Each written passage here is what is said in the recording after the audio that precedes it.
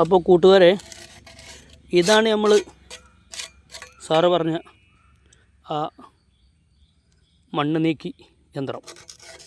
കർഷകൻ പഴയകാലം മുതലേ പാളത്തൊപ്പി വെച്ച് പാടത്തും പറമ്പിലും പണിയെടുത്തിരുന്ന അക്കാലത്ത് വരെ ഉപയോഗിച്ചിരുന്ന, കൈക്കോട്ടിൽ പറ്റിപ്പിടിച്ച അല്ലെങ്കിൽ അദ്ദേഹത്തിൻ്റെ പണിയെടുക്കുന്ന പിക്കാസ്, മഴു, അങ്ങനെ ഏതുമാവട്ടെ അതിൽ നിന്ന് മണ്ണ് നീക്കിയിരുന്ന ആ ഒരു യന്ത്രമാണിത്.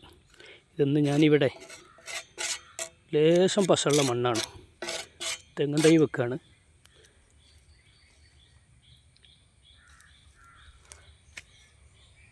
അതേപോലെ ഒരു വലിയ 21 കവറിൽ വിട്ട വലിയൊരു മാവ്,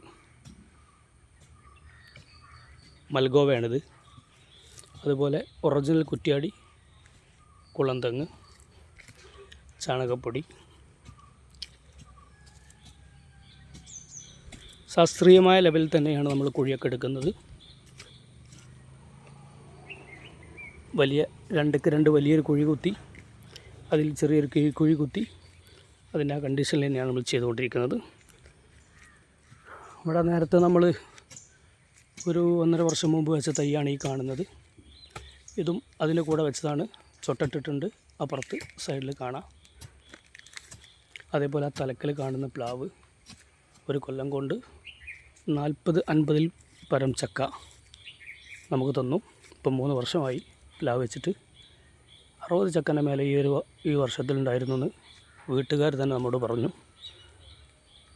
ഈ കാണുന്ന സപ്പോട്ട ഇഷ്ടം പോലെ കാഴയാണ്, അതുപോലെ അങ്ങോട്ടൊക്കെ ഉണ്ട്.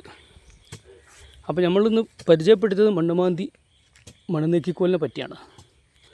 ഇതായിരുന്നു നമ്മുടെ ഇംഗ്ലീഷിൻ്റെ സാറ് നമുക്ക് വിവരിച്ച് തന്ന ആ ഒരു യന്ത്രം. ഇതൊന്ന് ഞാൻ വീട്ടിയുടെ ഒരു കമ്പിലാണ് തീർത്തത്. അന്ന് മുളയിലും കവുങ്ങിലും മറ്റു പല മരങ്ങളിലും നമ്മുടെ പൂർവികന്മാർ തീർത്തിട്ടുണ്ടായിരുന്നു. അവരിൽ നിന്ന് പാഠം ഉൾക്കൊണ്ട് തന്നെയാണ്